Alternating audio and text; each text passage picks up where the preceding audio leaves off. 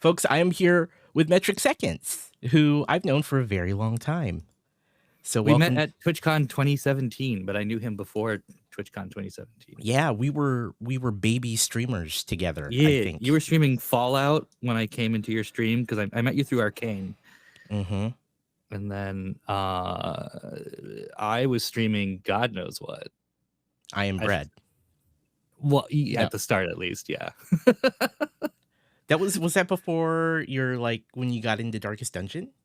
Oh, like that was in 2017. I was streaming everything. Oh yeah, you were like variety. I was super variety, more variety than I am now. Like before Darkest Dungeon, I did like 600 hours or something of Breath of the Wild, different like challenge runs and stuff. Right, I remember that. Yeah, that's hardcore, dude.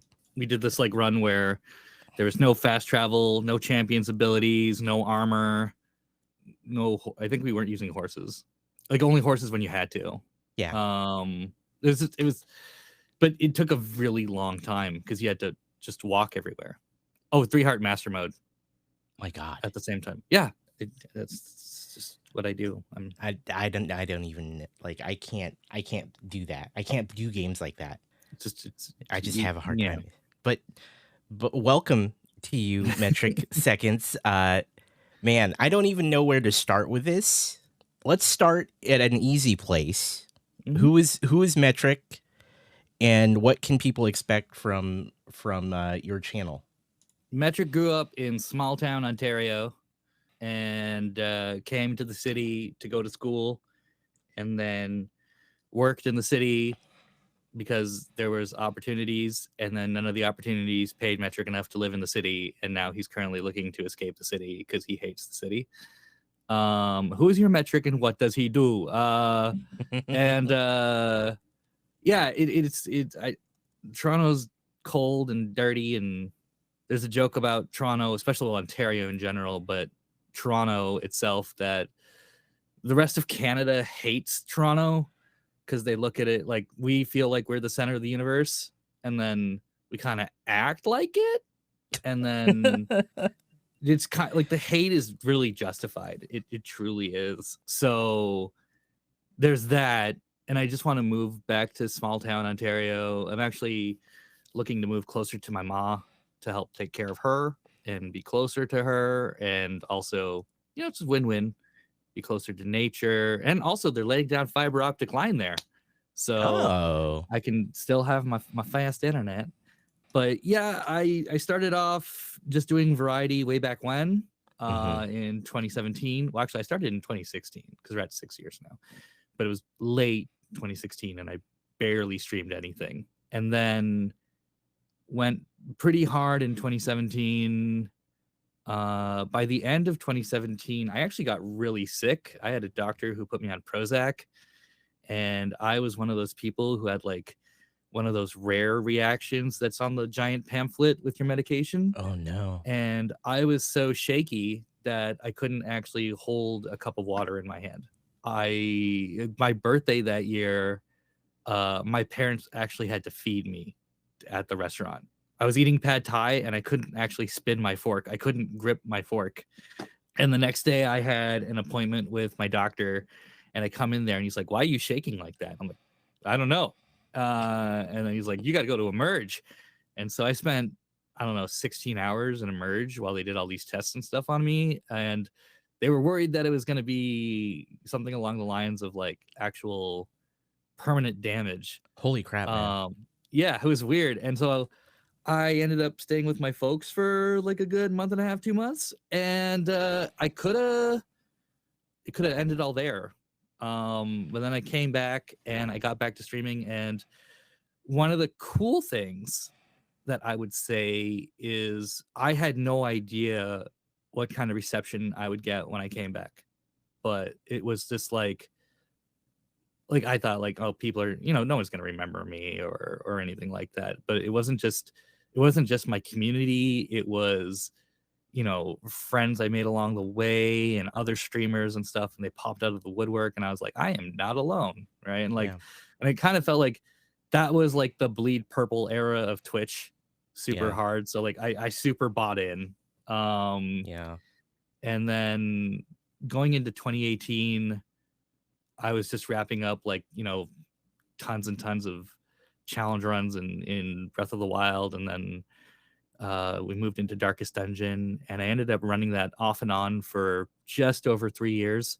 Got partnered like a week before the pandemic exploded everywhere, which was super nice.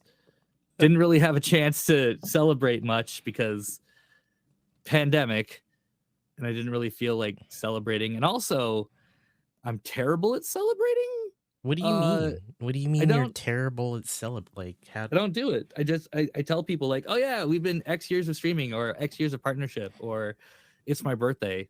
And like other people do subathons or, like fundraisers or something like that. I feel, I'm not saying anyone else who does it is wrong or weird or bad, but I feel like I don't know how to ask the community to support that. Like to be like, oh yeah, like let's do a subathon. And it's weird because it's like, here's a random day in the year that means more to me than you. So for that, give me money. And I'm just that I'm not saying that when anyone else does it, that's what I think of it. Right. It's just when if you I were to do it, yeah, when I do it, it's like, I don't know, man. I don't know. I think I get it. Yeah. I have a hard time asking for things in general as a person. So when you translate that to streaming, that definitely makes it difficult to ask for or celebrate things like subs and bits or have subathons. I've actually never had a subathon in all this time, in 5 years. So I've done it for emote slots and it worked. We got a couple emote slots out of it, which was super nice. But that was back then when I was fresh partner, and honestly, like I don't know when we're getting another emote slot. Yeah. So it's okay. I'm okay with that. So and there's a lot of controversy over how Twitch manages their sub revenue. And I honestly wonder, like, even if I did want to go along with it, like how many people who they already know how sub revenue works, they're not necessarily happy about the fact that Twitch is getting 50% of the cut. So it's hard to sell that. And even then, like, emotes are really nice. They are super nice, but I would love to offer something beyond that. If I did like a Patreon or something, and like I want to get back into painting miniatures, and it would be super cool to like work that into some sort of thing like that, because I know like some people do cosplays or other things, but like what would I offer in one of those sorts of things of like, you can give extra support, and also those services tend to not take a 50-50 cut. Yeah. They tend to be much better. So man, you've been at this for a while. Yeah. You've been doing this, in sound like you have this long and storied journey, and you're still going and you're doing it. You got partner a couple years ago. And man, dude, that's incredible. I think I struggle a lot with feeling like I don't deserve it, dude. Because and it's not like I'm not fishing. It's like it's like every 2 months there's like a big blow up on Twitter and streamer Twitter about how partners who do not achieve partner numbers should lose their partnership or something like that, right? And it's not like I regularly achieve partner numbers anymore. And don't get me wrong, I would love to. I actually got into like a huge argument with someone like over a year ago about it, and he was like, yeah, affiliates pop off on this all the time. And then in the argument with me, straight up said like, how hard is it? And I just wanted to say, like, I didn't want to be really mean, but if I really wanted to be mean about it, I would be like, far be it for someone who's never achieved partner numbers to tell me how easy it is to achieve partner numbers, right? Yeah. Like, so I would have stopped listening to that person right there. Yeah. Right. Partner numbers are hard to get. It's ridiculous. They are not easy. Like, you can ask any partner. just even like I have friends who are regularly pulling like 120 average, 200 average, 300 average, and you ask them about like how they're doing, just because they're pulling that average does not mean that they feel confident or that they're happy. And like, yes, I am happy to have the check mark and I'm happy to have some of the benefits that it brings, but Twitch over time has definitely worked to level the playing field between affiliates and partners. Like, I mean, one of the few things I still have is like guaranteed transcoding, whereas like some affiliates don't. But honestly, I see a lot of affiliates streaming to relatively small viewership, and they have their 1080p 60 frames. So like, yeah, well, that's not bad, you know. Like, I would say that partners for a long time, like I've been super nervous to go into new streams, whether they're partners or they're affiliates, with this the check mark on. And it's not necessarily because it's like, oh, they're here to steal viewership. It's more like there have been a couple times where I've come into like an affiliate stream and they're like, oh my God, a partner. And they're acting like I'm super important. And I remember when I put partners on a pedestal, I was like, I just want to say like, dude, I just fell out of bed 2 minutes ago. And like, I think I'm wearing like my shirt half on and I feel like garbage. And like, at no point do I, you know, resemble this image you have of me. I'm falling apart, man. I'm just, it's just a badge. It's just a thing. Like, so yeah. That feels weird sometimes, but yeah, I've never had anyone say like, oh, you're stealing viewership. It's just, that's something in my head. I think that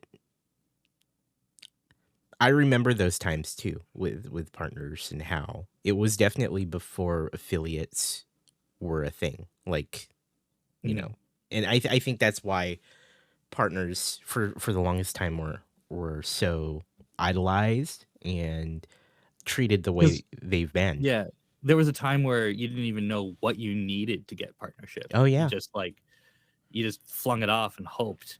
And then like TwitchCon 2017, they gave the requirements, right? And and even then they were kind of nebulous too, because they said average 75, but they didn't say, you know, was it 75 as an up, like, you know, if every stream was at 75 at the top, or did your average actually have to be 75? They didn't explain that. Yeah, they didn't explain all the nuance that also goes into their selection process, right? Because even if you get the numbers, it's purely okay, now you can apply, right? And it's never guaranteed. And we hear that story often across the board. Oh, I applied for partner, I didn't get it. I guess I'll reapply. I did it with a spreadsheet. The only reason why I made sure I got it was a spreadsheet. Really? I got the button, I applied, didn't get it. It took a month for them to get back to me. So like I got it like beginning of December 2019, and then I didn't get it. I applied, they told me to wait 2 weeks or something like that. And then GDQ came on at the beginning of January, and like viewership kind of like a little, because GDQ does that for some people, and that happened for me. Then I applied again, and I was like sure that my average was good. I was checking my averages and I was subtracting my host percentages, because you can check your host and rage percentages in your dashboard. So I was subtracting that from my total to get my real. It came out that the reason why they rejected me the second time was because I had one night where my average was 74. When you subtracted it. Did they tell you that? Yeah, no. That was in yeah, I did it in my, when they rejected me in my numbers, they said you're close, but you're just not there. And they're like, reapply in like 2 weeks. I didn't reapply in 2 weeks. I just waited until that 74 fell off my 30-day rolling average. And then you reapplied. And then I applied, and I literally got it the next day. Wow. It was straight down to waiting for that 74 to fall off. That's nuts, dude. That's it's literally numbers. Like they talk about like, oh, you know, you have to have like a good, like, you know, application letter, and you gotta like, you know, showcase your community and all this. It's really not. It's entirely numbers. It's all that stuff is fluff. Even now, even these days. You think? I mean, don't I know know it's because recent for you. I know, like you yeah, got it. Like, I've seen people since I got partnered who, when they would post on Twitter, I would go to Sully Gnome and I would check what their numbers were like, mhm. and they weren't pulling the 75, and I was just like, what's the math on that, right? And so like maybe it's like a special event month where they're getting front paged or something a lot. Maybe that really helped, but they did not pull the numbers. They did not pull the 75 for it. So Twitch has partnered people Yeah. who don't meet the requirements. I often And hear the rumors of like, and I mean, I'm not one of those people, obviously, but I've heard the rumors of like they will give priority to folks who are from other countries as well as categories that are less I know saturated. for a time they did lower requirements in the UK Hmm. and Europe because they needed more partners in that area or something like that. Right. I mean, there is a lot of viewership in Europe that's untapped. So, especially in like non-English speaking countries. Hmm. And then I know that there were times where you could, even after like the 75 requirement was given, you could contact Twitch in Australia and Hmm. New Zealand, and there were opportunities there, but it doesn't necessarily mean that like, and it's not, honestly, when it comes to viewership and partnership, there are plenty of people I know who deserve partnership even if they never pulled the 75 average, based on their consistency, the entertainment that they provide, the kind of community that they foster, Yeah. the kind of gameplay that they offer, or not even just gameplay, but just like the whole package that they are. Like I think of like my sis Neens. Oh yeah. She has deserved partnership for years and years and years, like since I've known her. Yeah. She Um, does, and I agree the with fact you 100%. the fact that they have not partnered her, I'm just like, the fuck is wrong with you guys? Like, Yeah. and there's plenty of others, but like she's always my go-to on like, the hell are you people doing? Yeah. They're dropping the ball on her every single day. She's probably applied quite a few times at this point, right? A couple, yeah. Yeah. And honestly, like there have been 2 times where I've looked at the math for her, and like, I mean, I didn't have like her dashboard numbers, but it looked really good. So, Oh yeah. like It often the like I pop by her stream every so often and I see the yeah. numbers. Yeah. And if they've given it to people who never met the requirements, why not her? So Yeah. I don't know. So I will champion her till the day I die. Just Yeah. Yeah. she's one of the best. I look up to her a lot. So, and like even after I've gone back to variety after not being so heavy on Darkest Dungeon, like here I am sitting there with numbers lower than hers, and there she is actually, like, she really wants partnership. I'm not saying I didn't want partnership. Of course I wanted it, but Yeah. like, if I could give her mine, like, Yeah. I probably would. Just Yeah. so For those that don't know, that's Nina Lee, who's a variety yeah. streamer late night, does just some wonderful stuff, plays a lot of different games, a lot of PlayStation games, which is what got me into watching a lot of her stuff. And she has a fantastic community over there. So And she's a sweet being. yeah, I highly recommend her. Yeah. But she is an example of someone who's been working for how many, like years and years. And she's put the work in. She's put the time, the work, like has a wonderful community, still not partnered, but like she has numbers that get pretty, like, that are up there. So anyway, but yeah. When it does happen, and it will happen, like, Yeah. I'll be first there to celebrate, like, Yeah. it's not a matter of if, it's a when. It's just, God damn it, it could have been sooner. Yeah. I understand that. I feel like I work pretty hard, but not nearly as hard as Neens. But that said, there have been times where I've flown close to the sun, and Isn't it frustrating? Like when you see it? Yeah. I spent like a good 6 months before I took a break because I got really, really close pushing Darkest Dungeon, and I was averaging 70, and I was nearly unlocking the button. and I was so close, and then I was getting burnt out because I was just pushing this game. And like, the problem with doing one game is, how is that you're doing streaming to get away from the idea of a 9 to 5. And when you just push one game and you're doing that one game over and over again, and you get like beating your face against the wall, Yeah. it's like, how is this any different than staring at your cubicle wall? You know, like, I mean, yes, you're interacting with chat and you're doing all this stuff, but like, you're doing the same thing over and over again. When you have a game down in your head by rote, you know, and you're starting to see the monotony of it, and games are supposed to be fun. Like, so let's talk about that, because for those that don't know your story, I mean, we kind of implied it a bit, but for you, you know, you did a lot of things. You were variety for a while, and then you found Darkest Dungeon, and then Darkest Dungeon became the thing, and that became your main game for how long?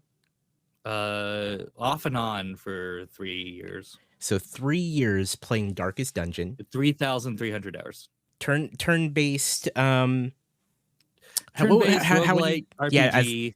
Where you manage the mental and physical health of your characters, and it's very Lovecraftian, also a bit like gothic horror, and the plot's really good. The, you know, it's all very difficult. The main concept of the game is that it is hard, and that people will die, and that there's nothing that you can do to stop it. But I was the kind of person where I was like, but what if nobody died? And so I just chased. But what if? I chased deathless runs forever, and then the question was, are you gonna get partner, or are you gonna get the deathless run first? Which one? And I think we got partner first. So which was super cool, but because I didn't expect that. Because also I was thinking, if I get the deathless run first, does that mean people like, am I gonna lose my shtick that's pushing me towards partner? Is momentum gonna stop because you did the thing that fuels your content? Do I throw for the content? Do I throw for the content? And I you know, right. But I did not throw for the content. I would just die conveniently. You're like, I'm just bad. I'm just bad. I'm just bad. But then people would come and be like, you're so good. And I'm like, no. But it's also because, like, I mean, so on Dr. K's stream that I've been on, the Healthy Gamer stream, like, only recently have I actually figured out how to take compliments. And it's hard, dude. I guess I actually am good at the game. It's just, it's hard when people tell you while you're streaming a game, you're so good at this, and then it's hard to take compliments. I completely, like, but especially when you're live with the content and you're like, yeah, I know everything about it. Because like, if I say like, yeah, I'm good, and then the next thing that happens is boom, death. Like, I don't want to talk shit, get hit. That would suck. You don't, especially that game, it's really fickle. You don't want to, you know, tempt the gods on it. Right. And then so I don't, you do all these rituals where you're like, oh, you know, it could kill me anytime. And then like you get through the beat the boss or whatever, and you're like, yeah, but I totally could have died back there or whatever. Like, you don't want to be super, because the other thing is that the moment anything goes wrong in that game, people are like, they quote that line of like, overconfidence is a slow and insidious killer. And like, were you just saying I was overconfident? Like, the hell, dude, that wasn't talking crap. That used to get me worked up all the time, because I'd just be like, thanks, lurker, for telling me. Not that I hate lurkers, but it's like, you weren't even in the conversation, and now you're telling me I was overconfident. It's like the one thing they say, right? The whole stream. Yeah, thanks for popping in to say that shit. That was really nice of you. So 3 years, that's like half of your Twitch career playing Darkest Dungeon. So what is it like to be someone who had chosen to do one game for that long, and then realized that was going to be, you know, in your eyes, the route to partner? Like, what is it like playing the same game for 3 years? It's kind of scary, because like, you're looking at the success of the game, but you're also looking at, you're like, am I doing this because I'm getting partner, or am I getting partner because I'm doing this? Right. And like, so sometimes you would start up stream and then 10 minutes in, you're checking your motivations for why you're doing what you're doing. And that's kind of weird. Mm-hmm. You're kind of fighting with yourself. My only regret was that I didn't stick to it harder, because there were a couple times where I burnt out and I stopped. What if I had stuck harder earlier on, right, and got it done quicker? And then it wouldn't have been, because like I look at it like it's a crutch, and I don't want to, because sometimes I genuinely just want to play the game, right? Mm-hmm. Mm-hmm. And when I'm doing variety, I remember like somebody came in when I was just doing like Red Dead Redemption 2 earlier this year. And it's not just that game, but other games where somebody just comes in and says, so what's wrong with Darkest Dungeon 2? Like, as if like just because Darkest Dungeon 2 is out, right, I should just be doing that.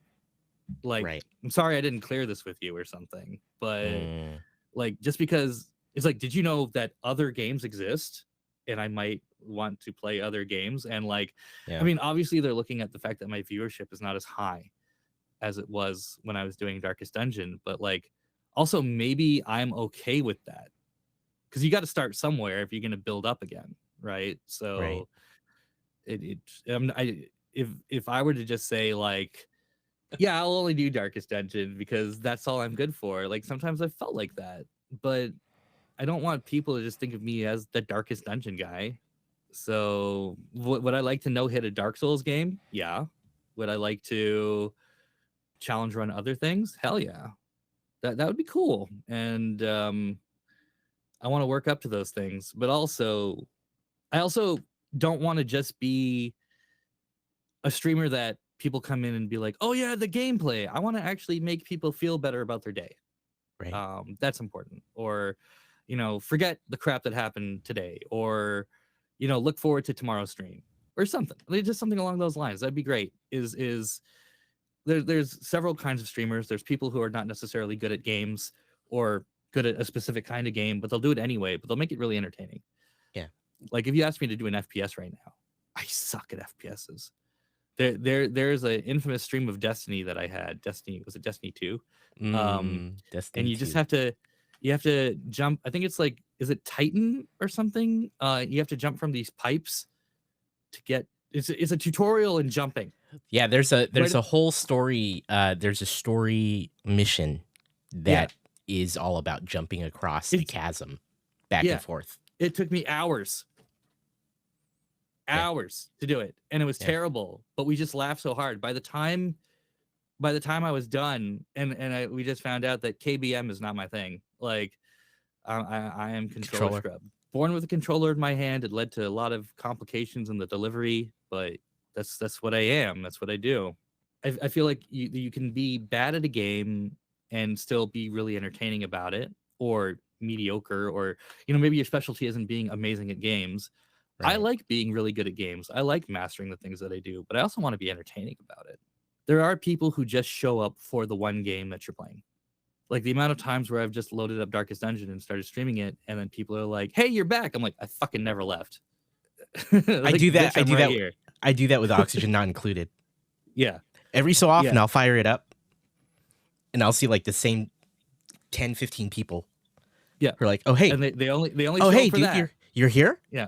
They're like, "Oh, dude, how you been?" I'm like, "Dude, I've been here. I've been back for a long time." Yep. I remember like a month ago, I was doing Darkest Dungeon. Somebody showed up here and they said, "I'm only here for Darkest Dungeon." And I just wanted to say like, "Hey, fuck off." Who says that? That's the first thing you say, is that like, "I'm only here for this game." Like, well, go watch somebody else stream it. I think people forget. I just think, I mean, this is not exclusive to that particular scenario, but I do feel like viewership sometimes forgets that we are real people. Yeah. We are real people with real feelings, and when they tell you like, "Oh, I'm like," there are nicer ways to even say that, right? Oh yeah. Like, hey, I really, you're doing Darkest Dungeon again or something. Yeah. Or, hey, you're doing Darkest Dungeon. Love this game. How you been? Yeah. Right? Yeah. Like that sort of thing. And literally, he said, "I'm only here for Darkest Dungeon," and I was just like, "What's that like for you to have built this channel for so long and get partnership on a single game, and then now that you're at that point where you're like, I want to do other games, I want to do other content, like how has that been for you? Tough, really tough. It makes you question your self-worth as a streamer a lot. Did people show up for the game or for you? But the cool thing is that the people who came and stayed, that's what you should really be taking away from it. Right. Is the people who came and stayed, and those are Benny here. He talked to me about something years ago about your core. Has he ever given you the core talk? Yeah. So the core talk is like, say, it doesn't matter if you're a partner or whatever, or how big your community is. I've always taken this to heart too. Is so you stream and you have guaranteed 10 people are going to show up tonight. That's 10 people. That's a lot of people. Yeah. Whether or not you think it is, 10 people is a lot of people. 10 people is like a pretty nice fancy dinner, at your place that you're entertaining for the night every night. It's a dinner party. Yeah. Yeah. If you got 20 people coming, that's the size of a classroom. That's a lot of people showing up every day. And really the work is not so much to be flashy or anything like that. It is to foster that core. That core is the most important part of your stream. Those are the people that are welcoming in other people that are new. Those are the people who are supporting you in your lowest moments on stream, and those are the people who are laughing with you when something funny happens. Those are the people that if you say we're doing a movie night tomorrow, you can expect somebody from there to possibly show up. And that's really cool. Those are the people where if you DM them and you say like, hey, what do you think about this for the stream? They'll give you honest input.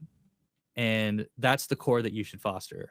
And I have that core, and I'm really grateful for it, because I rate into you for this, and people from stream have actually come to hang out, and they're from my core. And that's friggin' huge. Whether they're chatting or lurking or whatever, I'm a big fan of that. And I put the work in to let them know that I care about them. Likewise, they care about me. And yeah, it's a weird, like, it's not your standard kind of relationship, because there's a business aspect of it too, where they're supporting you, but also they're still your friends. So it's something that I wouldn't have imagined myself being in, say, like before I knew what the hell Twitch was, because I feel like it's something that only exists in the sphere of like influencers and communities and online communities and stuff like that, right? So because it's even different from, say, like message boards or forums that we had in like the early 2000s or late 90s or whatever, right? Like, because yeah, you might have like an administrator that everyone wanted to talk to or something, but honestly, people still talk to each other more in that. Like, I feel like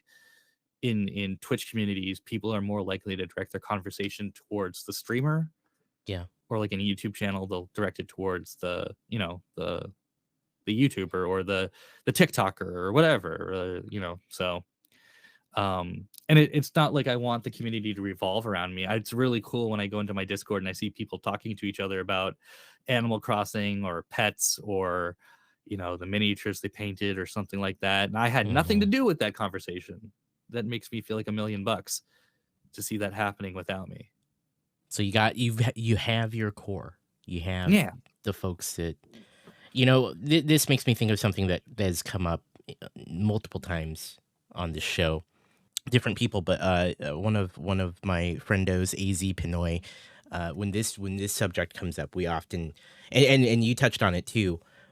We talk about as a streamer, when you start to worry that numbers are low, things suck, you can't, you feel horrible about it. It's easy to worry about the people that are not there, but sometimes you forget to focus on the people that are, right? Those are the people. Yeah. Those are the people that matter. The ones that are there, the ones that show up. So I think like basis. in that way, streaming is like running the community is an act of gratitude, because you're having to, like, you do not own anyone's time, right? And I've seen the streams, the communities that have failed the hardest in front of me. In fact, I think you and I might remember a certain streamer who quit streaming that I may have modded for way back in the day. when that whole community was falling apart. Oh, I know. I think I know who this. Yeah. Yeah, the conversations I had with that person were actually leading to the fact that this person felt like they implied that they owned other people's time, and whether or not like people are stealing viewership from them. You cannot steal viewership from somebody because you do not own these people in your chat. And to like even act in that way is the worst thing that you could do, because you just don't. You don't own people's time. You don't own people's presence. You don't own their friendship. You don't. They're there for you because you have given them a space that they feel welcome in, and that they want to be a part of. And the moment that you do something that toxic, like you've screwed yourself. Like that spun out super fast. I mean, the other thing that he did that I always thought that was super funny was he would stream spreadsheets for hours. Now I know who this is for sure. Yeah, 100%. And literally the spreadsheets were like his weekly schedule down to when he was going to take his shower. And I just thought like, and then he's complaining that viewership's going down. Like, why do you think viewership's going down? Like, look, I love spreadsheets, man. But yeah. I would never watch. Like my community loves me, but like if I start telling them like, yeah, so I take my showers at 9:15 to 9:30 in the morning, and here's a spreadsheet about it.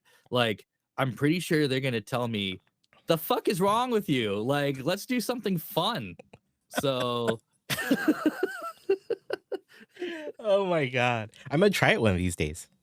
Yeah, try it. Well, I mean, I'm just okay. Maybe a fake one.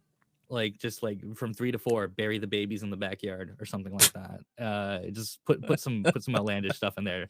See when they notice that this could not be real. Yeah, it's not. Yeah, I used to sneak stuff like that into my documentation at work. Right, I'd sneak in just funny sentences to see if someone actually read the documentation. Oh no.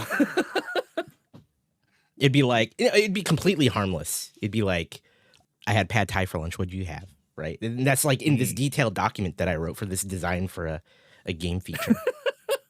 So I'll be like, yeah, here's how the leveling system works, and then you go a couple paragraphs in, and it's like, hey,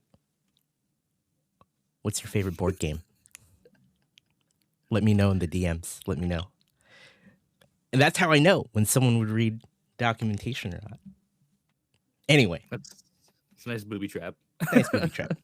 I can't imagine what it's like to like have different iterations of your channel and community, because you've been going for long enough where you've seen a couple people come and go, shifts and changes and things like that. That's like part and parcel of doing it. Like if you're starting off and then you have your like first like your core of 5, right? If you expect those 5 to be with you 6 years later, maybe you're lucky if you got one. True. Like the coolest thing that Twitch did recently was allow us to change our founders badges and assign them to people, and like remove people from it in the list, like so that people who are actually in your community could have founders badges, or people who are not banned could have like, or you've never seen them again, right? From the original group. So like actually having active founders badges in my chat again, like that's cool. Like I do have some original founders from way back, and that's frankly awesome. I shifted a lot of them, and that's just part of the journey. Is that, I mean, communities are a very organic thing. They're not static. People are going to come, or they're going to go, or they're going to come back. That's just going to happen. And it's either, maybe you don't stream the content that they used to really like, or they got a different job and it changed the hours that they're available for, or somebody moved time zones, or, I mean, worst case scenario, there's drama, and that does happen. That's all part of this journey of doing the stuff. People will shift and people will move, and it honestly makes me wonder if like I should go back in my Discord and like delete stuff from like the first 2 years. Like, why should that be there? Because like if I scroll all the way up in my Discord, like virtually all of those accounts are not going to be there. Yeah, I have the same deal actually. I can't remember what I was doing at one point. I was searching for something, and I was like, there's a lot of stuff in this channel because this server's old. Yeah. And I was scrolling up to the point where I'm like, I haven't seen that name in a long time. Then you're like, are they okay? I hope they're okay. How are they doing? Yeah, I wonder what they're up to. I hope they're good. Yeah, I hope. And then there I might hope be they're somebody good. where you're like, oh dear God, I'm glad they're gone. I think this is a great point because I think this doesn't come up a lot in some of these conversations that I have, but like people come and go, communities organically change, they shift and move. And like you said, you know, for whatever reason, people will show up, they'll leave at some point, maybe they come back. It just depends. Life gets in the way, tastes change, whatever. What would you tell someone who is starting to see that? Maybe their community has matured enough to that point and they're starting to see that or sense that shift in the community. How would you talk them through that? The core. Because the core is going to change too, right? But if you're active and participating in your core, then you have a sense of like not only accomplishment but security. But and it's like it's like a stock, right? Like I say, like a long term, like a mutual fund or something like that. I don't know. Like you're like. And this is in the okay, maybe that's like the worst comparison to make because it's literally treating people like resources, and I don't mean it like that. I'm sorry, but like there's literally times where it's gonna go down, it's gonna go up, it's gonna go down, it's gonna stay flat, and that's just gonna be a thing. It's that's what it is. It is so long as you're focusing on it and paying attention, people are gonna recognize that. The only thing that really messes me up when it comes to maintaining my core is in the last couple of years, especially the last year, there have been moments where I've had to like take a step back for a couple weeks or a week to go see my mom or, you know, go take care of something. And then I can't stream. Those weeks, like those repeat, like that stretch of days where you can't stream. I just came back from like 10 days of not streaming because I was seeing my mom and taking care of her and helping her out and stuff. She's not doing that great. Is in that time, like, man, I'm really glad to see my mom. I'm really glad that I can take care of all this stuff at home. Yeah. But also, God damn it, I wish I could stream. I wish I could check in on everybody and like give them that reassurance that I do care about what I'm doing. I'm not taking them for granted. And, you know, I want to see them that night and like I can play video games on my own time. That's cool. I prefer playing video games with my channel. I barely play games on my own. I could. Why not? I just want to reassure them that, like, you know, whether or not I took 2 days off or 10 days off, I'm coming back, and when I do, we're gonna burn this place down. That's what I really want. Is that's what I care about. And yeah, I could, you know, stream the Corey tonight, or I could play the Corey on my own. But you damn straight, if I'm gonna scream like a little girl over something, I prefer everyone to be seeing me do that. You know, so. And I got those girly screams down. Like it's part of your brand at this point. It's part of my brand, actually. Yeah, it is. Yeah. It is. I do it even like when it's not a horror game. So what inspires you to keep doing this on those days where you're like, I really don't want to stream? Community. Yeah. It's there to the number one thing. It's so cool to go live and then just start talking and literally just chatting with people about how their days went and stuff. And it's different than like my normal days of like coming home from work after the commute and being tired and just wanting to shut down. And I can the fact that people are telling me like, oh, I have you on the big screen. You just screamed and my dog jumped, or my mom heard you just now and she's laughing. Like those things that when I'm told those things, it's like I'm being let into somebody's home. It feels good. Like that feels good to know. Yeah. Well, yeah, when I make cyanide's Alexa go off. Alexa, play Call Me Maybe. By the way, Carly Rae Jepsen new album just came out. Banger. Oh, real Canadian royalty. Definitely. She should be on our money. Honestly. What got you started on Twitch specifically? I don't think I know this story. I used to think Twitch was dumb. Oh, let's go there. Let's talk about. I thought streaming was so dumb. I was just like, because I used to watch Let's Plays on YouTube, which I found very randomly one night through Achievement Hunter. And like, I don't even play Minecraft, but I watched Let's Play Minecraft episode 1. And I thought it was the funniest thing. Mm-hmm. And actually leading up to that, after that at TwitchCon 2018, I met Jack Patillo, and he was actually leaving. It was like the last day. It was a Sunday, and I just screamed, "Jack!" And you know, I talked to him and I said like, "Hey, I would not be here if it wasn't for you, because if I had not started watching those Let's Plays, I would not have been inspired to eventually come here." And he's like, "That is so cool." And I have a picture with Jack, and I was like, "That's awesome." So, granted, they have a lot of drama going on right now, and I wish I had known, but at the same time, like, it's still, without them, I would not have gotten here. One of the streamers from Achievement Hunter, he got tired of he's not a YouTuber. Like he admitted that like he didn't like the idea of just sitting there editing videos. Like, yeah, like it's fun that you can watch a 2-hour video one day, but the amount of work that goes into editing it, like, it was draining the life out of him, and he's not an editor, and like he just hated the whole thing. And really his thing was streaming. And like, I think Achievement Hunter, like Rooster Teeth, had this thing about like a no compete clause or something. So if you were gonna do something similar in the space, you had to leave, right? Like right now they allow people who work for them to stream, but at the time you couldn't do both. And he just wanted to stream anyway. So he said, "I'm going to Twitch."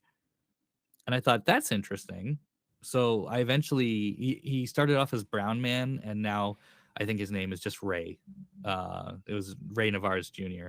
He wasn't even my most favorite guy on Achievement Hunter. Like, I was just curious about it. And so I went and checked it out. And of course, like, his stream was busy as hell. And I don't really watch super busy streams where the streamer can't even read chat. Right. And I'd never, even as successful as I ever want to be on Twitch, I want to be able to read chat. That would be cool. That's as far as I want to go. Like, if I were to grow in any way, I feel like Retro Gaijin, he can pull in, you know, a good amount of people, but dude can still read chat. Yeah. And I that would be like, I don't see myself ever wanting to have more than that in the terms of viewership and like chat speed or anything like that. But anyway, I checked it out, and then one night, well, actually over the course of like, so here's like the least flattering part of the story, but lots of people deal with this problem, so I'm gonna be honest about it. I developed IBS. If you have irritable bowel syndrome, you will find that leaving the house is hard. Oh, no. Because when you leave the house, you're like, man, I wish my bathroom was here. Yeah. And then you go back home because you're about to go die in your apartment. I eventually overcame it. Like, you know, sometimes it comes and goes. It's stress related, but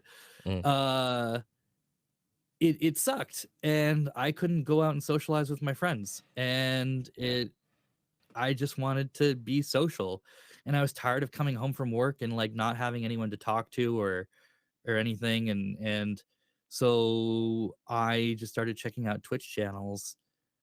I was checking out games that I was interested in, and then I just realized it was really cool that I could talk to people about the game I liked while I watched somebody playing the game I liked. Yeah. And then I realized that Twitch was not stupid.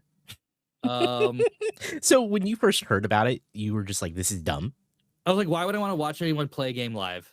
Like, when I could watch the edited funny portions down, because I was just so used to watching the Let's Plays on YouTube, right? Yeah. So, and then I realized, like, hey, you can freaking interact with the streamer, and you can be like, yo, that was awesome, or you make them laugh or something like that, and right, and that's really cool. Like, and then you actually feel like, hey, they're being let into your home. And so eventually I had it in my head of like, you know, I'd like to do this someday.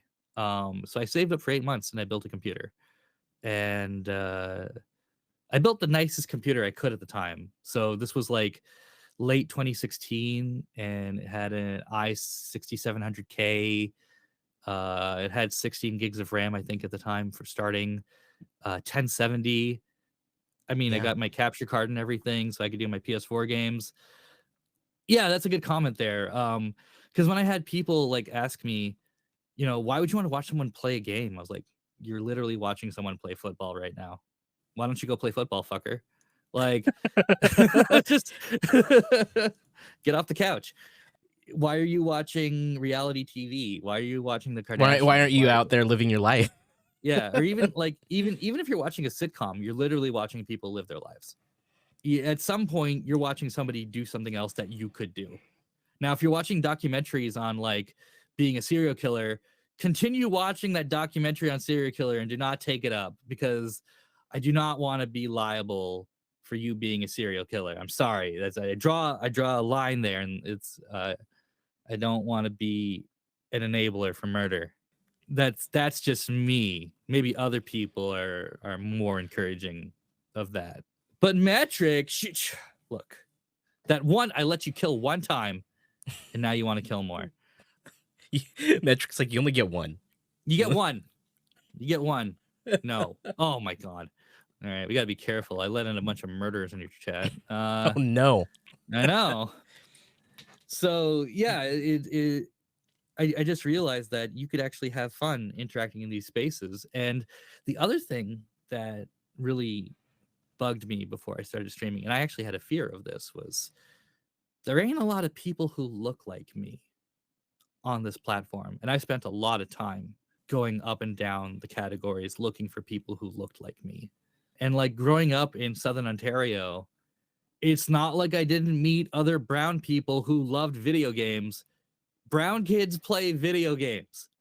So why aren't they more like prevalent on Twitch? I don't get it. There's tons of brown kids who play video games, and like the ratio is way off. Like it's not, I'm not saying I'm the only one, but I could count on one hand how many brown Twitch partners I know. Like maybe on two hands how many brown streamers I actually know. Yeah. So it's hard to find, and I found a bunch of them. You did? I found a bunch of. We're all building Lego apparently. Oh, well, that's good. There's a lot of us. There's a lot of brown streamers streaming Lego apparently. Good. But I hear you. It's hard to find that same representation that you would expect. Yeah. And then like the racism that comes with it. People can come in and fire it off, and like, yeah, you ban them, but they already like did their thing, right? Like I actually had two guys who for I think 5 years straight made alternate accounts just to harass me over and over and over again. And I knew it was the same two people. And it used to just be for the follow alert that the racist name would come up, right? And then like mods would ban, but it's just, I'm so sorry that the color of my skin that I did not choose offends you. So I'll get right to work on that. Yeah, so, I'll change that, right? Like, yeah. I've been there. Yeah. Definitely. And it's like, yeah, like at this point, it all rolls off your back, but man, it's annoying. Like, because it's not like they could do any worse than what I could think of for myself, or it's not like they could do any worse than what I grew up with that like initially traumatized me. It's just, it's annoying because I'm a fucking adult and I'm trying to interact with adults, and I got to deal with this crap. We're not in the 4th grade anymore, right? Like that's the part that I just wish I could just, I don't know. I mean, like, I don't discriminate against anyone except for flat earthers. Boldly, loudly, like, I will make fun of flat earthers. I think that's the fun part. If your earth is flat, if a flat earther comes into your chat, what do you say to them? Like, how does that interaction go? I mean, I will bully. Like, it's not a valid viewpoint. It's not, you're like, I'm sorry, I'm discriminating against your stupidity. Like, I don't I don't have to. It actually falls into the same vein as people who would discriminate against anyone in my community for being homosexual or trans or anything like that, because the people who would discriminate against those people take an unscientific view. If you're going to take that unscientific view of the earth is flat in my channel, I'm just going to treat it in the same way. That's what I'm saying. It's actually a segue like off of that. Yeah. But I never say that part like that. I never say that part out loud, really. It's just like, well, this is the same level of stupid. So I'm gonna make fun of you and then ban you. How often does this happen to you? I maybe once. I don't know, but it's enough for me to maintain that standard that like we can't let them in anymore. We can't let them have this. Is it in your chat rules? I want this to be in your chat rules. It's unspoken. I would love to see like some reference to this in your chat rules somewhere. It's unspoken, but we or in your Discord, one of the two. Yeah, no. If I put it in the chat rules, I think we're gonna it's gonna happen more, right? It's inviting it. It's inviting it. Yeah, the interaction won't be as organic. I like it when it happens organically. Yeah. So that's more important. Is when I find out naturally that somebody is a flat earther, and then I can ruin their day. So and then you pounce. Oh. I tried watching that documentary on flat earthers on Netflix, and I actually I struggled because I haven't seen it. It's very flat. But like without the pun, it's actually I just couldn't get into it because the guy is so insistent. I just felt like you're indulging him way too much. Like you're genuinely indulging him. They gave him a platform. Yeah. Yeah. And it was flat. Like it fell flat. It fell flat. Yeah. Yeah. Man, what were those? I love the story of how you got into streaming. And I think that's wonderful because I kind of had a similar trajectory to some degree. But for me, it was day 9. So I was really into StarCraft. And so I'd watch his StarCraft videos. And then I somehow like made the jump to Twitch to watch StarCraft live. The only like competitive gaming I watched before Twitch was Street Fighter tournaments. Yeah. So like I think it was like Moment 34 Evo 2003 where Daigo parries all of Justin Wong's hyper combo from Chun-Li. Oh yeah, with Ken, and then he has like no health and he finishes her off. Yeah. No, that was great. Like when I saw that for the first time, I was like, oh, and honestly, if that had not happened, I think that would have had a huge impact on the development of this platform. Because that had a lot to do with the growth of esports. Oh yeah, I remember. And so without that in the growth of esports, like would Twitch be where it is now? Or, I don't think so. Yeah. Not to the level it's at this point. I think somebody actually wrote a book about that moment. Like there's an actual book about that like 20 seconds of Street Fighter. Did not know about that. But I remember the moment. That's crazy. But yeah, I started watching Twitch and then it's like, oh, I could do that. It'd be fun. What were those first streams like for you? Like figuring it all out. How was it for you? So I had some friends from another community that I had been a part of who agreed to be modding for me, and it turned out they didn't actually care. I immediately knew that I wanted to take it somewhere.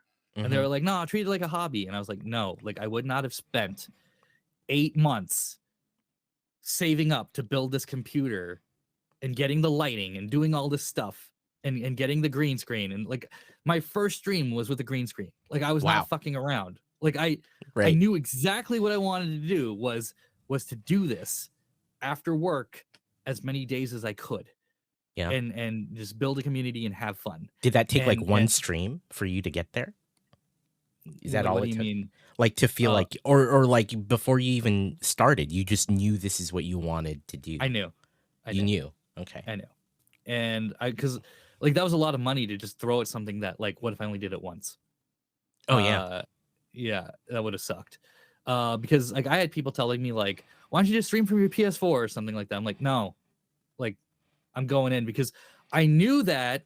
Yeah, I actually spent so much money on everything else that I forgot to buy the chair. And so you had a I didn't folding have chair. any. Yeah, I streamed from a folding chair. I did my first 6 months from a folding chair. And like every now and then I'd just be like, and then somebody'd be like, you okay? And I just had this like crappy pillow on a steel folding chair. My God. And I would show them that. And then one day people just like, this has to stop.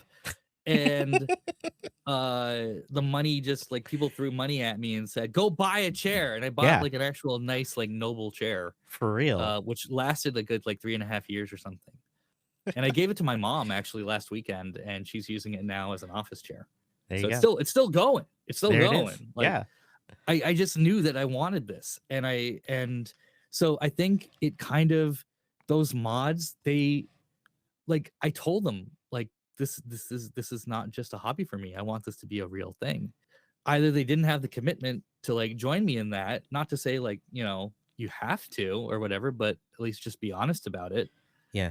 And I feel like they kind of dicked me around at the start, and it took me a while to find the real people who wanted to like help cultivate what I was building and support, you know, and hang out for it. And over the years I've added more, or other people have been busy and stepped down, but I'm not ungrateful for, I am grateful. Why complicate that? I am grateful for anything that anyone's done to support me.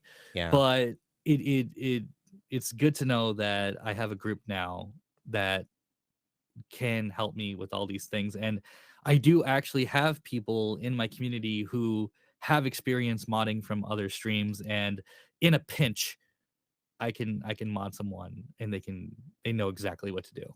In fact, like I had a racist the other day who came in and he was saying some crap, and I didn't even say anything to, I think it was Cora, who's a great member of my stream. He's been modding for Snowlit for years. And I just immediately modded him. I didn't say anything, and like, boop, banned. And I was like, I didn't say anything. He just knew. It was great. Yeah. Yeah. That's amazing. With mods, I'd love to get your thoughts on mods. Like what makes a great mod on your biggest trolls? Your biggest, nicest trolls. The people who want to bully you. Yeah. Because they want to bully you because they don't want to let anyone else bully you. It's true. Because nobody else can bully you better than they can. But they're also the bullies that, like, if you had a bad day or something, like, they're the first people to message you and be like, yo, you good? You know, what's going on? And as you can see in the reactions in chat, I hit the nail on the head. There it is. So, yeah, right there. Nailed it. It. Mm-hmm. It's the people who you can like literally have the most fun with in chat. Who, I mean, I do have people in my chat who I would love to mod, but they feel like they either don't have that killer instinct, or that killer instinct. They, you know, just want to sit there and enjoy the stream, right? And they, you know, they're tired too when they come home from work, because I understand that too, is that you come home from work, you're tired, and then like now you got to take care of me. You know, that sucks. Yeah. Like, so, but I wouldn't mind eventually having a talk with a group of people in the stream and saying like, hey, you know, on a night where the better part of my mods are not available to be here, maybe I can make you like a temp mod for the night or something. And if you just be cool with that, you know, we can like have like a stand-ins or something, or understudies, or whatever you want to call it, like part-time mods. Yeah. So that'd be neat to do. But yeah, I think a quality mod is someone who there's a lot of trust with it.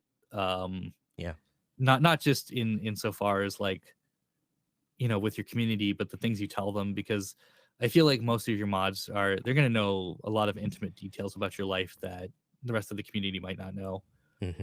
I tell my mods a lot of stuff that goes on in my life.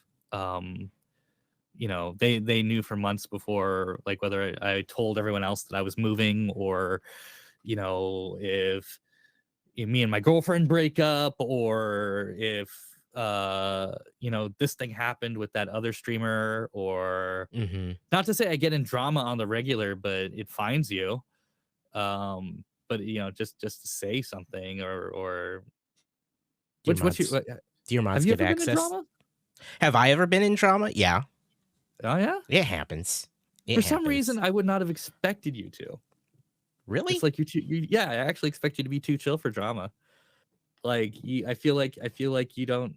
Like, what would you have done if I had actually it's on the topic of mods. I think I chose a mod poorly early in my career. I chose a mod poorly, and they brought a lot of drama to the whole thing. I did too. That was a goddamn mess. Other than that, most of my drama has been with other streamers or communities or being implicated. I don't even know. Like, yeah, is this when people stop talking to you? Yeah. Like when you're not useful. That's the real drama I've been in, is when you're not useful anymore. And like, if you have to ask yourself, when are you not useful anymore? Don't worry, you'll know. You'll know. It's because they won't talk to you anymore. They won't respond to your DMs. And it's like months ago, man, they could not. They were messaging you first. They wanted stuff, and now you can't offer them something, and they're gone. The story. So I chose a mod, super active. She was great, and I was like, "Hey, you want to be a mod? Because I need a mod." She's like, "Yeah." It'd been like a couple months even, and so not a big deal. Made her a mod. She was great for a while, but then she got really into another streamer. And she kept talking about what that streamer was doing in his stream while in my chat. Oh, yeah, that's not cool. And kept going like, "Oh, so-and-so's doing this. It's hilarious." Or would accidentally type a response to that streamer in my chat. Yeah. And it'd be like, "Oh, sorry, wrong chat." But it happened consistently. Yeah, I feel like one of the early things that you can make a mistake on is choosing your mods.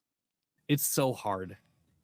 What you could do is, like, when you start streaming, sometimes you get like IRL friends to like join your community, and you can mod them, and maybe they because you know them, pretty useful. Yeah, you know them, you trust them, right? Yeah. But then again, like, what if they aren't that? Like, the problems could start with that too. So yeah, I don't know. ArcFox, my mod over there, known him for 20 years in real life. Damn. We went to college together. Now I'm dating myself. But yeah. Yeah. Disco Duck asks, knowing what you know now, how do you choose mods? You kind of already said a little bit, but yeah, like definitely the people who are gonna laugh with you and not at you. Yeah, they're gonna be your biggest trolls. They're gonna be the ones that, like, when the game goes funky, they're the ones that are gonna make you laugh about what happened. They're the ones that, honestly, if someone helps you make a channel meme in your channel lore, they are up there. Oh yeah. Like, the amount of channel memes that my mods have helped me make. Like, one time I tried to say 2017, and it came out as 720teen. That's an ancient MetricSeconds meme. Yeah. Or Cyanide was typing about one of she was typing hi to one of my community members. His name is Busy Bureaucrat, right? Yeah. And if you look at your keyboard, you'll see where she typoed. So as she was typing busy, she typed Episdoe. So you could see that, like, she got the B right, but the I and the U are so close to each other, and the S and the D are so close to each other, and the Y and the U are so close to each other, and she missed all three, and it came out as Episdoe. And like 95% of the time now in this community, he is called Episdoe, and he calls himself Episdoe. That's just his name now. Yeah, it was an epic typo, and it was just like, why would we not call him Episdoe? He's Yeah. Episdoe, and he calls himself Episdoe. Yeah. Like, so, and I've actually had to explain that meme to other people. So like, why do you call him Episdoe all the time? Yeah. But Yeah. Tesdemwooth is one time I was like, oh no, like I got to get an operation on my wisdom tooth, but I said Tesdemwooth because Because words are yeah, hard. my brain is slowly dying, as Yeah. are all, like mine's dying faster, but all of ours are. Spidermilk's definitely one. Because in Darkest Dungeon you encounter a lot of spiders. Yeah. And they kill maliciously and quickly, and then True. and I think at some point we were talking about milking different animals, and I said like, how, I wonder how you'd milk a spider, and everyone just like said, why? Why would you milk And this? Yeah. why would you milk a spider? Yeah. Oh, one time Croutons talked about fried chicken, but then you said friend chicken. And I was like, well, are you friends with the chicken? Are you eating a chicken that was your friend? Is it a chicken that you split between friends? Like, there's so many possibilities for what friend chicken is, Yeah. but I want to find out.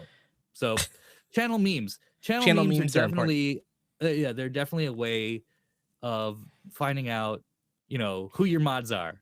But also, I think it cycles back to your core, because like developing channel memes and like not making them inside jokes, but making them accessible jokes to everyone.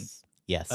Is definitely a way of like cultivating your core, because I don't ever want someone to feel like I'm making a joke about friend chicken or something, or Episdoe or something, and then them feeling completely left out about it. I'd rather them understand the joke and like join it if possible. The amount of people who call Episdoe who were not there for him being called Episdoe, totally fine, because he's accepted it and run with it. So I love the perspective on that. I totally agree. And yeah, there's a level of, I think, trust and investment, and I would say just overall care when you start to get those members of your community, right? yeah, And they do naturally often evolve into mods at that point. yeah, So because you yeah. have to ask yourself, what is community? Like, Right. community is not a tangible thing that you can measure. Like, yes, you have your metrics, you have your numbers every night, you have your people who show up and stuff like that. Like, you're like, oh, I have my guaranteed 15 people who might show up tonight or whatever. But community is more than that. It's those things that are completely ineffable that tie us together, right? It's like the reasons why I want to say hi to you, or ask you how your day was, or you said, oh, you're going on a date tonight, I'm going to ask you how your hot date was the next day or something. Or Mm-hmm. like, it's the caring for each other that's really important. And I think that's what's really important about what we do. Anyone could just stream a game and not say anything, or it takes more than that. It takes a level of engagement. It's like I have this book that I don't talk about very much. I only mentioned it like a couple times. I've never actually mentioned it on stream, but I mentioned it on Dr. K's stream, and I was like, I don't know if it's weird or not, but I have this book that I write stuff in, so that like if somebody's going through like a tough time, and say like a family member died or something, I'm not going to forget it, but I'm going to, at the end of stream, write stuff down in it about them, so that like if I have people that I'm worried about and I'm going to check up on, next time they're in chat, I'm going to be like, hey, how's your uncle doing? Or if they're going through like like a particularly hard time, I'm not going to wait for stream. Like, I'll DM them on Discord or something, or Twitter, and just be like, hey, like, you're talking about this thing. Are you okay? Because I remember I was taught a very early lesson, and it was from the Hunter Wild. And he had like 300 people in his chat. He was streaming Total War Warhammer 2. And he knew I streamed and stuff, and he asked me how my day was. And I was just like, and he actually gave me a shout out and stuff, and I was like, okay, well, I guess it's fair, I can talk about stream. And I was like, oh, it was a tough stream or something like that. And like, I've just been questioning a lot of things, but I'll get through it. And I didn't make a big drama about it or anything like that. I just said it wasn't a great day, right? Mm-hmm. And this was back in 2017, before TwitchCon 2017. And 4 hours later, At 2 in the morning his time, 5 in the morning my time, I get a DM from him on Twitter saying, and it wasn't like what I said in his chat was dire, right? And he DM'd me and said, "Hey man, you didn't sound that great. Everything okay? You want to talk about it?" And like, he's definitely a lot more busy now, and I don't think he can like necessarily do that now because he runs multiple businesses, not only just streaming and stuff like that. But you Mhm. know, I had a quick chat with him, and I thought like it wasn't. I felt immensely better just knowing that this guy, having hundreds of people in his chat, talking to multiple people at a time, remembered that I wasn't feeling that great and took the time after stream to DM me. Yeah. And then I remember getting to TwitchCon 2017, and it was my mission to meet this guy. Yeah. And we missed our bus back to the hotel. We ended up going to I don't remember which stream team it was. I think it was like the Mamas and the Papas or something like that, but they don't exist anymore. Like, I mean, Mm-hmm. stream teams also come and go, but they were having this meeting in a hotel lobby. We were staying at Arcana, and I were staying at the boat, the Queen Mary, and so we needed a bus to get back there. But we decided, like, instead of waiting like 2 hours for the next bus, we're just gonna go. And this was the Sunday night of TwitchCon, so like TwitchCon's done, right? Right. So we went to the lobby of that hotel where this meetup was, and I met like a bunch of streamers that I already knew and a bunch of streamers that I always wanted to meet. Like, you knew Revolver C, right? Yeah. Yeah. Like, yeah. So that was like one of my golden chances to spend time with Revolver C. I'd already met him earlier, but Yeah. hung out with him. I think he changed his name. Shoot, he changed his name to something else now. I didn't even know that. But yeah, he did. But he's a good egg. I miss that guy. I don't remember who I said, like, I kept asking, like, hey, have you seen Hunter? Have you seen Hunter? Because everyone said, oh, Hunter's staying in this hotel. And then finally, like, there's this big group of people leaving the hotel. And somebody, like, I think it was Animated Break, who is one of the few brown Twitch partners on this platform, also from Toronto. He grabbed me and spun me around by the shoulder so I was facing away from him because I was talking to him. And he just said, like, hey, you said you wanted to talk to Hunter, right? There he is. And I see him in this crowd of people, and I just scream, Hunter! And he turns around, like, because, like, who's this freak yelling at me in a hotel lobby? And I'm running to him, and he's like, MetricSeconds! And he, like, grabs me, and we're holding each other, and I just wanted to say, hey, man, that other night when I wasn't feeling great, and you took the time to actually message me and ask me how I was, like, that's something that I'm going to keep.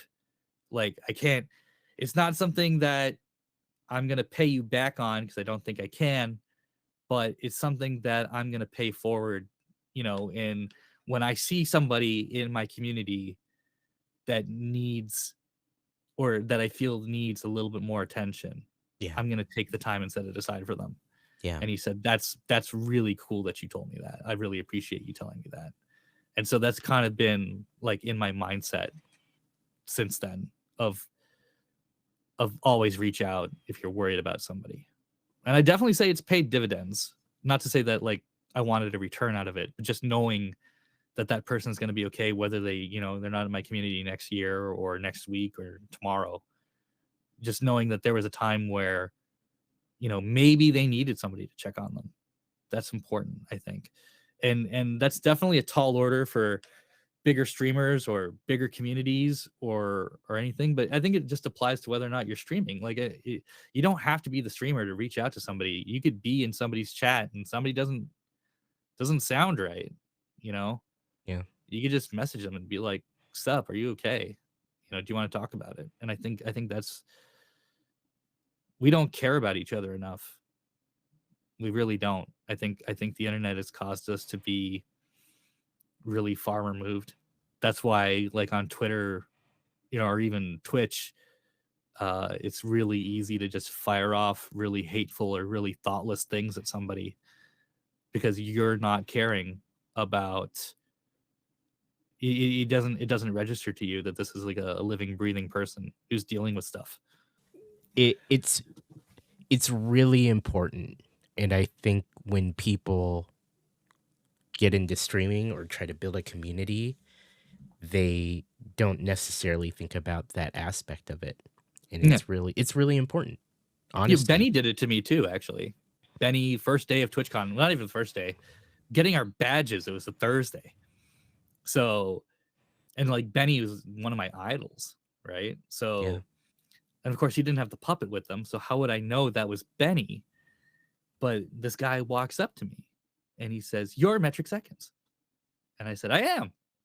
And he puts out his hand. He says, "I'm Benny Fitz."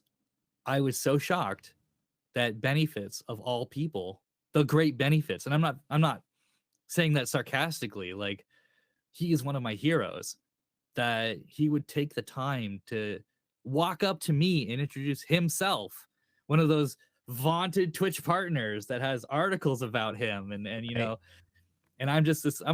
Affiliates didn't even exist. We were only going to find out about affiliates like months later. Yeah. Right. That he would bother to come up to me and shake my hand. I was so shocked, my legs gave out, and I landed hard on my ass on that cement or brick or whatever that was in front of the convention center. Yeah. And he picked me up and he's like, "You good?" And I'm like, "I think so." But I was like lightheaded and everything. So I was just like, "Oh my God, it's Benny." Yeah. That was so cool. It was so cool. And you don't forget things like that. You don't forget how people make you feel. You can forget what people do for you. You can forget what people take from you. You can forget what they say, but you don't forget how people make you feel.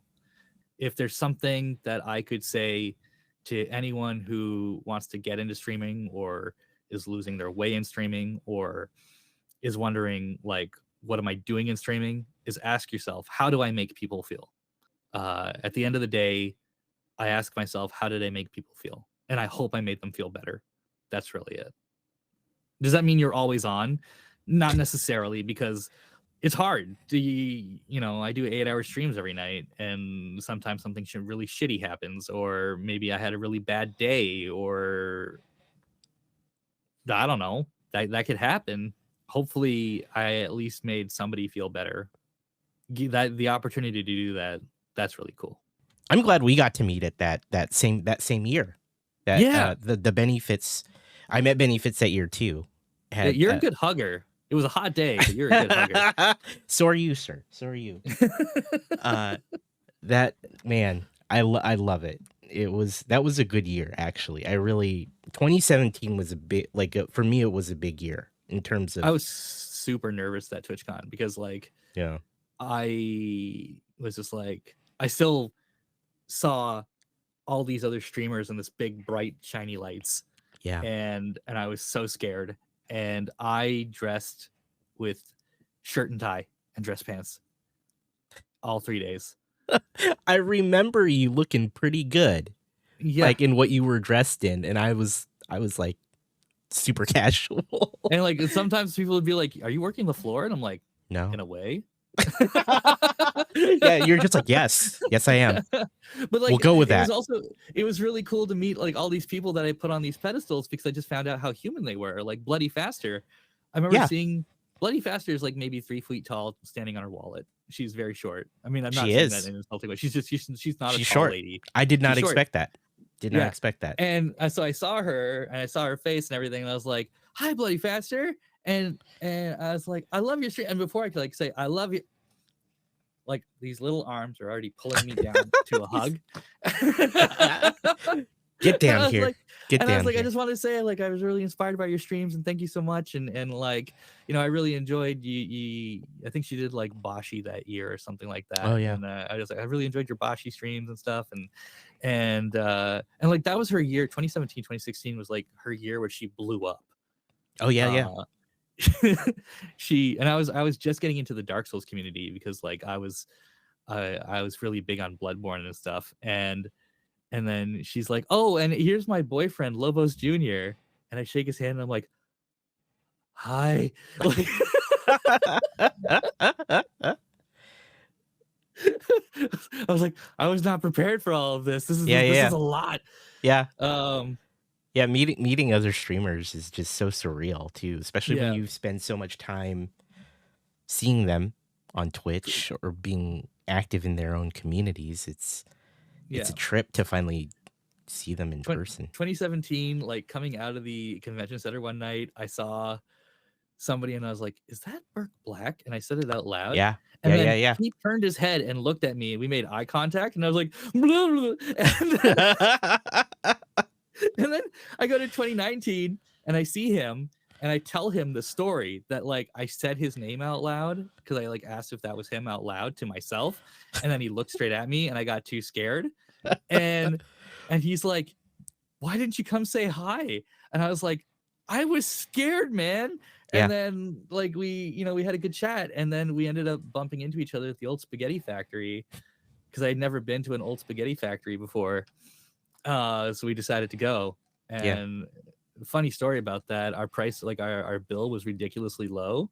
Yeah. And then afterwards, the guy came to us after he paid and he said, "Just to let you know, the reason why your bill was so low is because for some reason the cash register went weird and you guys were charged prices from 1995. What? Yeah. What? So we had accidental discount old spaghetti factory. That's hilarious, dude. Yeah. Man. What kind of glitch is that it goes back like 25 years? Yeah. That makes, they must be using ancient systems or something. I mean, I don't know.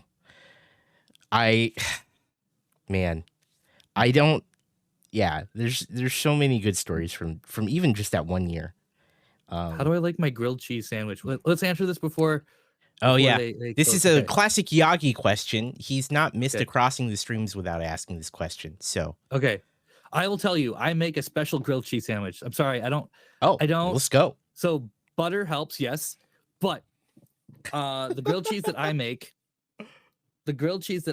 is I slice pepperoni or get sliced pepperoni, like pre-sliced or whatever, right? Pepperoni. Get a little can of pizza sauce. Okay. Whoa. Okay. I see where you're going. Go. Yeah. So then when you're frying it, you're making yourself like a pepperoni pizza, mozzarella, grilled cheese, and I gotta say, it's never treated me wrong. I like that one. That's mine. I was thinking eventually about like trying a taco seasoning and going that route with it. Interesting. But right now I'm happy with my pepperoni pizza grilled cheese. Now, I'm not a genius, and I won't claim to be one, but I do believe that move is a stroke of genius. So, I would agree. Yeah. I like it. ArcFox has a question, too. What's the first thing I want to paint when I get back into it? I mean, I'd love to paint Warhammer and stuff, and I do have old miniatures that I could there paint. It is. I used to work for Games Workshop. I worked in their stores. It was actually a soul-breaking job. You run the same demo games every day. You have the same smelly people around you. Honestly, that whole stereotype about like certain kind of geeks or nerds not showering is true. There is a demographic that does not bathe very often, and it sucks, when you're trying to introduce new people to the hobby and some of the people in the store do not smell good because and you can't put up a sign that says bathe regularly because the idea of having to tell that to your clientele is going to scare away new customers. But hello Gen Con, exactly. So I did a couple of years ago go in on the Darkest Dungeon board game Kickstarter. Yeah. Got all the bells and whistles.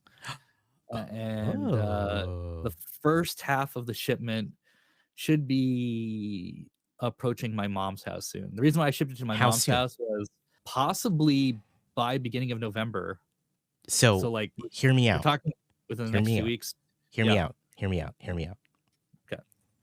You have built a wonderful community on top of Darkest Dungeon. Mm-hmm.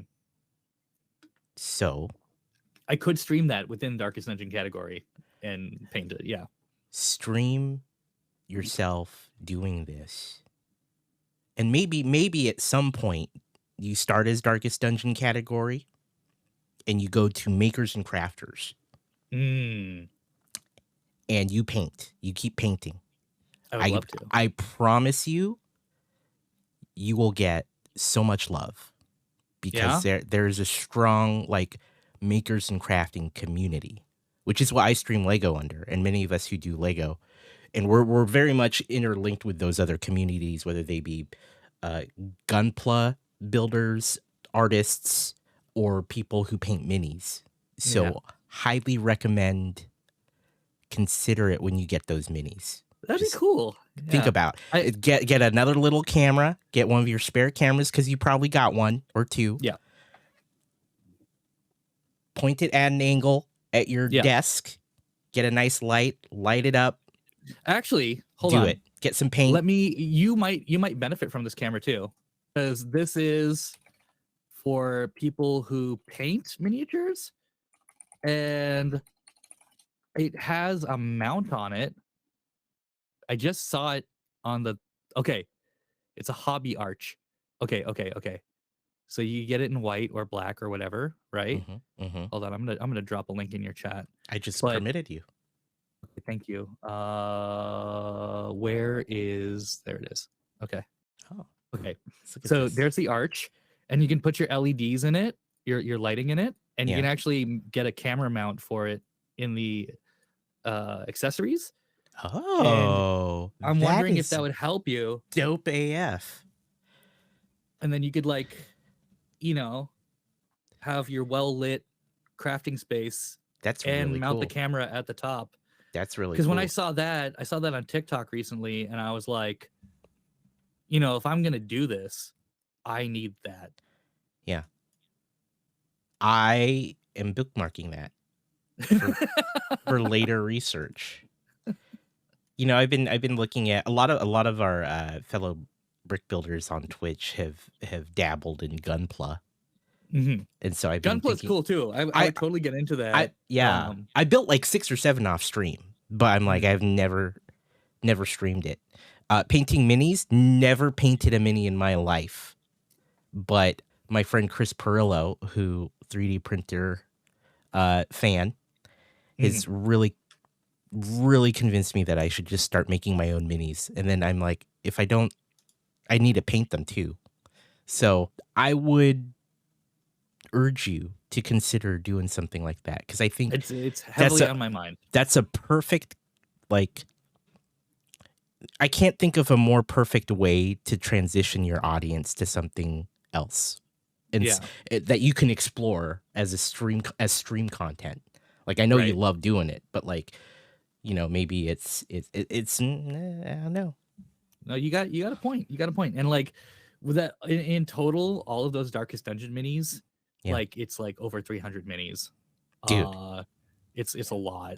So, and it's not just that. It's that I want to get back into Warhammer as well. Like, Art Fox, big Warhammer dude, and he posts a lot of his painting in my Discord, and he's really good at it. So yeah, I think I bullied him into posting in mine. Actually. Yeah. I've seen his work in like a bunch of other servers now because it's that good. So do it, consider it, see if it's something you like doing, Mr. And Variety also, like, streamer. I'm a big like I look at all the armies that are available, and I'm just like, I want to do this one and this one. Yeah, and this one and some of this one. Do it. And this one. I actually bought a limited edition figure last week. Yeah. It's hold on. I didn't want to tell anyone. I don't know why, but it was available for Warhammer's 35th Warhammer 40,000's 35th anniversary. Yeah. Picture of the model, because now the prices that you'll find for it are not realistic anymore because it's being scalped, right? Okay. Because it was limited edition. I bought it. It's called Baird's Revenge, and so the plot behind this model is there's Space Marines. I've seen this. You've seen it? Yeah. So there's Space Marines are a faction of the Imperium. There's superhuman, genetically enhanced warriors. They wear power armor. They're really cool. They fight all of humanity's enemies, and they're broken up into different chapters. The chapter that this guy's from is the Black Templars, and the Black Templars are a really interesting group of people, insofar as you wouldn't want to actually be around one, because they're killing machines. They are on a 10,000 year long what do you call it? Crusade against humanity's enemies. And on the eve of battle, one of them will have a vision of the Emperor, and then he'll be given the black sword, and which is the sword that he has there that he's impaling that orc with. And his job is to stalk the battlefield and strike down, actually challenge the toughest enemies on the battlefield to single combat, and then strike them down. So he's just basically, his job is to be a badass. Right. So you got this. Well, I'm not going to start with that one. That's yeah. I mean that's a showpiece model. I'm not. Right. My first model back to painting. You're gonna warm up on that. Yeah, you're gonna warm up on some other things. I hear from Bung Arm that this is a thing. So you could tell me if he's just lying to me. It's but lies. It's probably a lie. So yeah. Whenever you shout people out in your channel, what do you say? What do you do? Twitch.tv/more. Yeah. Yep. I hear there's a story. Or there's a reason why you do that. Or did Bung Arm lie to me, like he tends to do? It might be because of one time when I tweeted a going live tweet back when I did going live tweets. I put a comma, and I wrote Twitch, TV/MetricSeconds. And then like multiple streamers that are friends of mine straight up came to that stream and said, I'm here for Twitch, TV/MetricSeconds. And like Coruscating came and did it. K Witty did it. Like all these people came and they just obliterated me. And I was just like, God damn it. And I even like replied to that my own going live tweet saying like, I fucked this up. Like, oh no. Like, and now. And so my mods being my biggest trolls, mercilessly remember Twitch, TV/MetricSeconds, and will remind me about Twitch, TV/MetricSeconds, even though it was like 3 years ago. Wow. And ever since then, like when I'd be like very explicit in shouting someone out, I'd be like, it's twitch.tv/more. Go check them out. It's one of my favorite things that you do that I have adopted on occasion. So I don't do it every time, but there are moments, especially if I really want to make a point, I do exactly that, right? Like if I really want to be a dick about it, I'll actually say like https://twitch.tv/more. It doesn't roll off the tongue, and like my opportunities to ruin it are so vastly increased. Yeah. So, but that's where twitch.tv then somebody's name comes from. I always wondered. Wondered. I love it. It's me trying to learn from my mistakes. So if I just reinforce it all the time, I'll never put a comma again. Twitch comma. I would love for you to one of these days, because I'm sure you have these in your timers and on your bot that link to things, that you just replace everything with Twitch, TV. Or I could. You should, just to troll back one of these days. I don't know. Might be a lot of work. Might not be worth it. Come to think of it, if I had to, mark or more.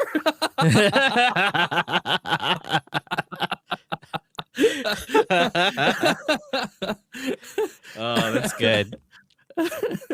That's classic, man. I love it, dude. I feel like we could do this all night, but I don't want to take up any more of your time. So, well, whenever you want me back, if you want me back, you're always welcome back. You're always welcome. I appreciate that. You're always welcome back. I do this thing, which I need to schedule the next one, where it's called Crossing the Streams Roundtable, and I bring back guests to just kind of check in and chill out and talk about whatever is going on, like across our communities or on Twitch or anything like that. So you're always welcome to join us for that. And I'll let you know when the next one's coming. Cool. I'd love to be a part of it. Man, I just loved having you on here. You're one of my favorite people on Twitch. I'm not lying. You're one of my favorite people on Twitch. Whatever. Twitch.tv/MetricSeconds. God damn it, he did the thing. I did the thing. You did the thing. So where can everyone find you, Metric? Twitch.tv/MetricSeconds. Yeah, there it is. But also, we go live every night except Tuesdays, 5 p.m. Eastern to about 1 a.m. I'm trying to be more about the 5 p.m. and less about the 5:15 or the 5:10 or the 5:20. Yeah. But sometimes it happens. And Tuesday nights, I don't stream, but we do movie nights in the Discord. So recently, we've been watching a lot of spooky movies. We try to watch new and current things when we can. And it depends on the kind of movie. Sometimes we'll, have chat, like voice on. If it's a super scary movie, sometimes you don't want to watch it alone in silence. Yeah. But other times, if it's like, a relatively serious movie, we'll make sure everyone's muted up. It's not a special clique of people who watch. Like, I've had people say, like, I've always wanted to join, but then, like, I just see the same people in there all those nights, and I didn't want to intrude. And I'm like, you shut the fuck up, and you come to the next movie night. Like, I swear to God, get in the car. Like, if you don't come to movie night, I will ban you. I swear to God. Like, so yeah, it's not about exclusivity or anything. It's just the same people show up, and we don't mind having new people. So also thinking about like sprinkling in Jackbox nights into those, picking up some of those when they're on sale and seeing how that goes. Because I feel like when you stream Jackbox on Twitch, you're more likely to find people who are not super great. But if it's your own community and you trust them, you'll have the right people. So yeah. Excellent. Well, you guys should all check out Metric. He is just a fantastic person. No you. Uno reverse. I have an emote for no you. How dare you? Oh man. I have it on my Discord, but not on my channel. I love you, man. I really appreciate it. I love you too. What I often do, there's two things that we need to close up with, and I'll give them both to you now so you can think about them. We'll want to raid somewhere, and I usually let the guests decide where the raid goes and what the raid call will be, so you can start thinking about that. And then the other thing for the end of the show proper, even though we'll be hanging out and raiding right after, is I always leave final words up to the guest. So any final thoughts that you would love to share with our listeners who have spent this wonderful time with us or are watching this live right now, either way, just what kind of final words would you leave for those who took the time to watch and listen to this episode? I would say thank you for being here. Thank you for all the support over the years, and that we have many, many more years of memes and joy and stupid things together. You damn well believe it. It's gonna be good. I'm not done. Our best years are still yet to come, and I am hopeful. There are nights where I feel terrible, but I wake up the next day knowing that I get to see y'all again, and that's what makes it worthwhile. I tell you.